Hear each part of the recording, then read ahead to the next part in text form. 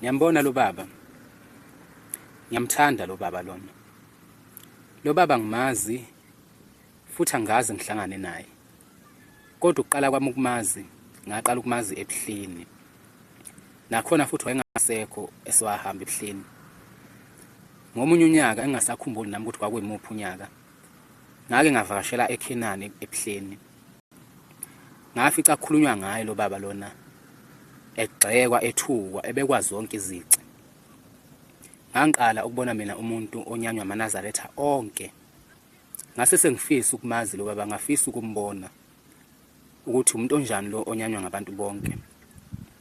Ngase ke kwahamba ngezwe ukuthi uyashumayela nasokhuzini.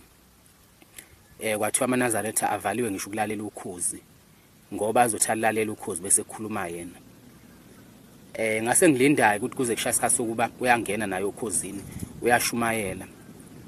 Wangena ke kumgqibelo washumayela. Wanedwa washumayela nje kanye. Ngazizwa ngimthanda kakhulu.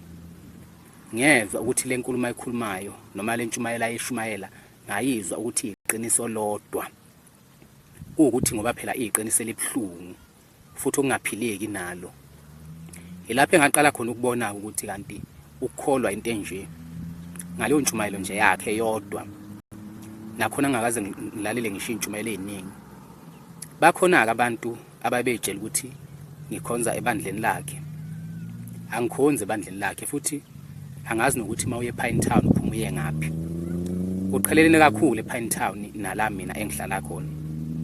Kodwa uyena umuntu engeke ngikholelwe ukuthi uye kuphela oyolingena izulu. Uye kuphela oyombona uNkulunkulu. Nginaso ke nami isifiso sokuthi ngibe nalo lukholo leli yena analo. Noma ke ngingazi noma ngiyokwazi mina ukuthi ngikufeze.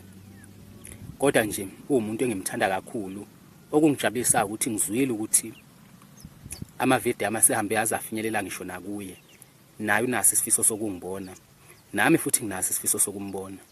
Kodwa uNkulunkulu uyolenza icebo ngelinye ilanga sihlangane sibonane. Kodwa ngiyafisa ukuthi lento ayiyona engathenganga ayishintsha. Into engithanda kakhulu ngaye akanasici. Ngiyakulifica igama lakhe lisekungcoleni futhi akaqambeleki ngisho amanga. Ngoba abantu phela siyesizwa abantu abakhulu kuthiwa baqanjelwa amanga uma sesekuvela amahlazo nezici zabo. Kodwa yena akaqambeleki ngisho amanga. Kunalokho abantu abamzondayo bagcina ngakho nje ukuthi bathi uzama ukuzenza ushembe uyihlubuka. Kugcina lokho kulokho kuphela. Kodwa nje impilo yakhe ngiyithanda kakhulu nokholo lwakhe futhi ngiyakholelwa kulona.